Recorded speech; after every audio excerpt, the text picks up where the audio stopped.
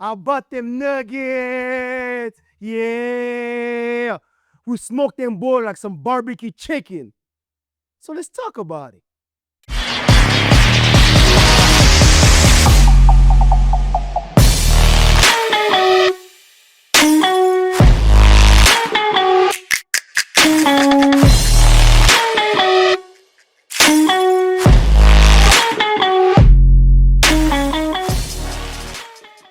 A lot of time in life, we miss out on our blessings. We miss out on our blessings because we expect our blessings to come in a certain shape or form. It needs to match our expectations. And when it doesn't match our expectations, we sometimes fail to see the blessings in it. It's like when men have this expectation that their wife is gonna be this beautiful girl who's gonna have a big butt and big boobs and work out every day. A lot of time, the women that you're gonna fall in love with, or the women who's gonna change your life, is not gonna be the girl that works out every day. It's not gonna be a girl that's gonna have the biggest butt in the world. It might be a girl that cooks well, that loves you, that listens to you, or she's just a hard worker. She's smart at school, takes good care of your kids. It's the same thing that happened with Jesus, with the Israelites. Back in Jesus' time, Judea was controlled by the Romans. And if you know anything about the Romans, whenever they control your empire, they made you pay high taxes so they can fund the war campaigns. And not only that, you have to provide them with manpower so they can equip the army because the Romans were all about war. And people in Judea were getting tired of it. They were getting tired of paying all these high taxes. And so when Jesus came around, they were looking for a savior to save them from the Roman. When Jesus came out to be the savior, they expected the savior to be this big warrior who was going to raise up an army and kick the Romans out. What they failed to realize was that Jesus was a different type of savior. He was still a blessing, but it was just different. He came with a different message. They failed to realize the blessing that Jesus was, and that's why they campaigned so that he could be crucified. And this is happening in today's basketball. We expect Michael Jordan to be the next Michael Jordan to be this black guy who comes from the hood, who talks a lot of shit, who dunks on people, has no friends. And we attach that label to the Ant-Man. The Ant-Man is not Michael Jordan. Yes, he has Michael Jordan moments. At times he looks like Michael Jordan, but he just doesn't have the consistency. Even when we saw the Lakers, when the last game that they won against the Lakers, he struggled a lot. He fell in love with the three-point shot. He struggled. He didn't play well even though they won. He's not quite Michael Jordan yet. This new generation of Michael Jordan isn't black. This new generation of Michael Jordan is this big long white dude from Serbia named Nikola Jokic. What he did tonight was Jordan-esque. 42 points, 22 rebounds, 6 assists. On a game where he was supposed to be tired. He doesn't have bad games. If he's not scoring, he's rebounding. If he's not rebounding, he's assisting. If he's not assisting, he's coaching. I mean, at this point, he's doing it all. If you were betting on tonight's game, OKC versus Denver, there's just no way you're picking Denver. I mean, there's just no way. We just had a hard-fought series against the Clippers that only ended about 2 days ago. We're not the oldest team, and so we're not the youngest team either. And we don't have a bench. So a lot of our starters are playing a lot of minutes. We really don't have a bench at all. We're playing against a well-rested young team at home. And they've been killing everybody. They got the best record. They're probably going to have the MVP. They got the best defense in the league. They're deep, and we're not deep, and we're tired. So there's just no way we were going to win this game. To make things worse, our third best player was playing like Smoosh Parker. Our third best player was Russell Westbrook. There's just no way we were going to win. And I didn't expect us to win, but I expected us to keep it close because Denver's not going to quit. I mean, we won a championship before. We were down 2-0 last year, and we almost came back. We had all these crazy comeback against the Lakers. So Denver is not going to quit. So I knew I knew it was gonna be a hard game, and I knew they were probably gonna lead the whole time. We were gonna try to make runs, get close, but never get close enough. That's what I was expecting. What I forgot is that we got Michael Jordan. We got the new updated version of Michael Jordan. He's not dunking, he's not mean, he's not black. He's just different. The same way Jesus was a different type of savior that people failed to see. And it's time we acknowledge his greatness. He's different, but he's a cold-hearted killer.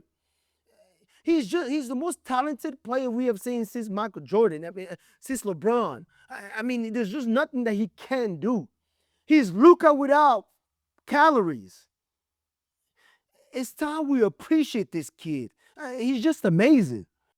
This was a brutal loss for OKC. This game was made for them to win. They had everything on a silver platter for them to win. The other team is supposed to be tired. They're not deep.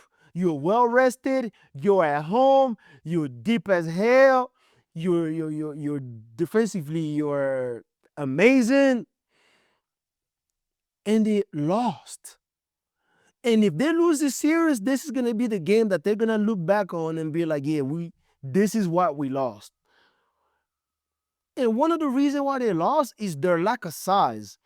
And I blame the management for that. It was quite obvious last year that they needed size. Chet is just too small. Chet looked like he should be on a UNICEF commercial for starving kids. He weighs about 120 pounds. He can't stop nobody. He can't stop Jokic. And so if I knew that, that means management knew that. They don't make a single trade with all the draft picks that they have. I don't understand why. Other than the Warriors, you can't win. There hasn't been a team that's won a championship with just draft picks as the core. It just doesn't work. The Denver Nuggets, most of our core is from draft picks, but we don't win unless we get Aaron Gordon. Same thing with the Celtics. Most of their core is the draft picks, but they don't win if they don't get Drew Holiday or and White. That's just how it works. You can't win. You can't just build your roster with draft picks and think you're gonna win. You need a big trade. And they have all the pieces that they needed to make a trade. And I'm not saying you need to get a star. I'm just saying you need somebody who's 6'8", 6'9", a PJ Washington, Aaron Gordon. You need somebody who's out there who can guard the bigger guards. They lost the rebound battle by 20 rebounds. I mean, you just can't win like that. Most of the teams that they're gonna play from here on out are big. Unless they play the Warriors, which is probably not going to happen because there's no way the Warriors are going to get past Minnesota. Minnesota is big. The Nuggets are big. Cleveland is big. Boston is big. So I don't quite understand why OKC just didn't make a trade for somebody. Don't get a star, just go get a bigger wing. And so they're losing a rebound battle because I promise you, if they had a guy like PJ Washington out there, Aaron Gordon doesn't get all those offensive rebounds. That completely changes the game. And so that's just a miss on a management. Another reason why they lost is because J-Dub is just not good enough as a second option. You cannot have a championship caliber team and think, if my first option, which is SGA, doesn't have it going, we can go to J-Dub. He's just not good enough. He showed us that last year. He showed us that during the season, and he showed us that he's not good enough tonight. 5 for 20. He was horrible. He wasn't good. Chet isn't good. Chet is just too skinny, in my own opinion. Now, for them to become a championship team, Chet is going to take that next step to become that guy who's going to be averaging 23 to 25 points a game. I don't know if he's ever going to get there. He has the potential. I just don't know if he can. And OKC is going to have, after this season, OKC is going to have to go back on the drawing boards. And they really got to think about whether or not is worth waiting on Chet to develop. They really have to make that decision. Should we wait for Chet to develop? Is he going to develop? Because his value is high now because he has a lot of potential. If you wait too long and he doesn't pan out, then your championship window is probably gonna close. This is what's happening with Michael Porter. Michael Porter should have been the guy that we should have traded a long time ago. Because I don't understand how Michael Porter was a #1 high school player a few years ago, but this dude literally doesn't have a bag. He's a three-point shooter, catch and shoot. He can't drive. He has no moves. He can't run the pick and roll. I just don't know how he was ever a #1 high school player. This ranking must be bad because I just don't understand it. He doesn't have a single move. And so now we waited too long. And he's not panning out to be who we thought he was going to be. And so now instead of, we could have traded here for him and got something with value. And now we can't. And now it's too late because his value is down. He sucks. We all seen it. And so OKC really got to make a decision on J-Dub and Chet. Is it really worth waiting or should we make a move? You got Giannis becoming a free agent. They're going to have to make a decision whether they should pursue another star and wait another year. Because I'm looking at J-Dub. He's just not talented enough. He's more of a third option. He's not good enough to be a second option.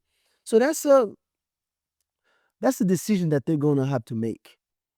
And the last reason why OKC lost was honestly quite dumb and idiotic. Is when they kept fouling Denver. Not only did they keep fouling Denver to make him shoot free throws when Denver was only down 3, but they kept doing it without wasting any time.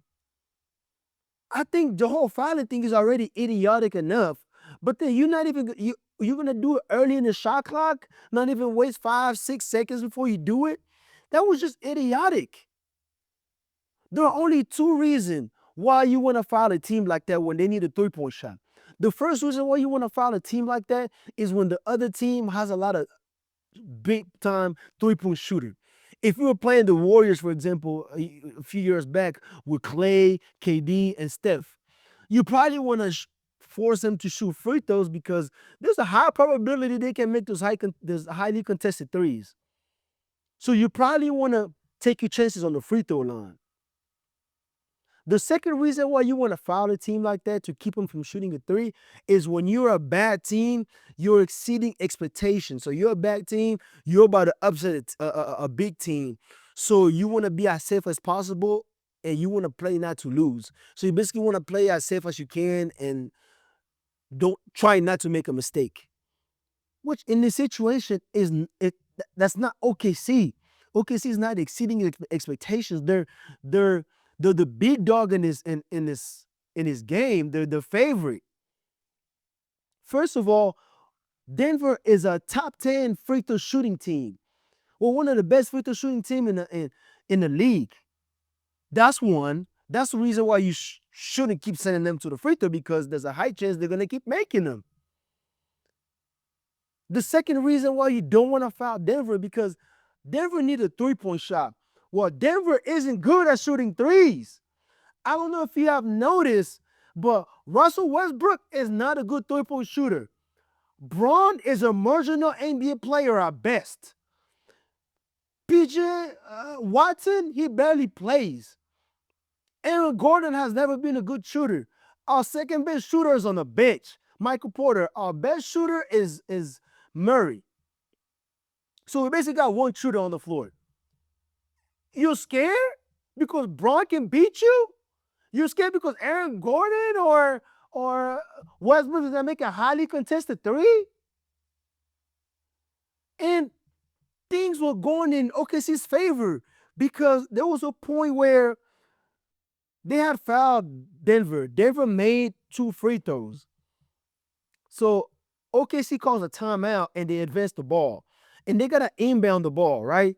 So they take out Jokic. So Denver takes out Jokic because they want to put the defensive units and try to get a steal. So they bring in Watson. And because of miscommunication, when OKC inbound the ball, SG is wide open, right? Wide open. So he takes an easy layup instead of getting fouled and go to the free throw line. And that's a blessing in disguise, right? Because although you don't waste time because you automatically because he was right next to the rim, so he just laid it up. Jokic, we didn't have any more timeouts. So Jokic was on the bench, right?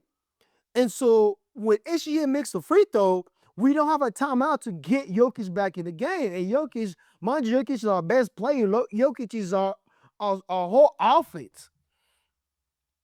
And so Denver inbounds the ball with PJ Watson, with Braun, and Westbrook on the roster, on the court, sorry.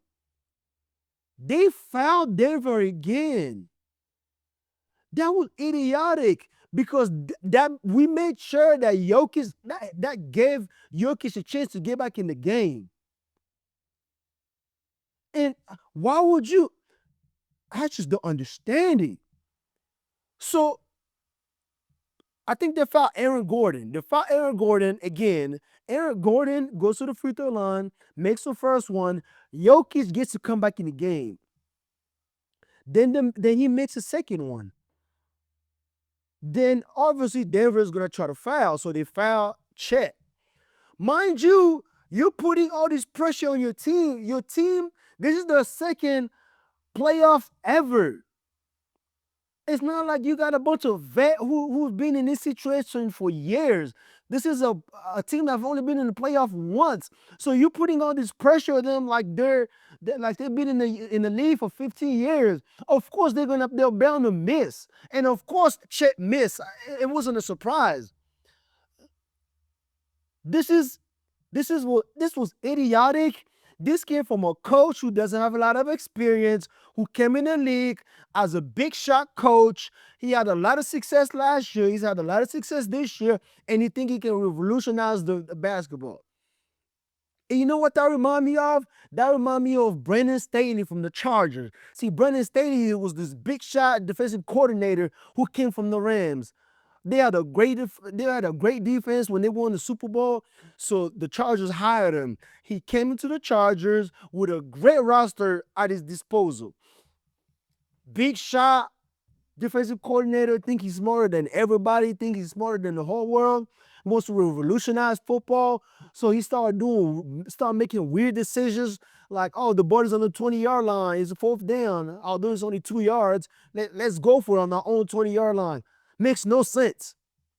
And this is what the OKC coach did. He thought he was too smart for his own good. Just keep the basketball simple. You got Jokic out on the bench.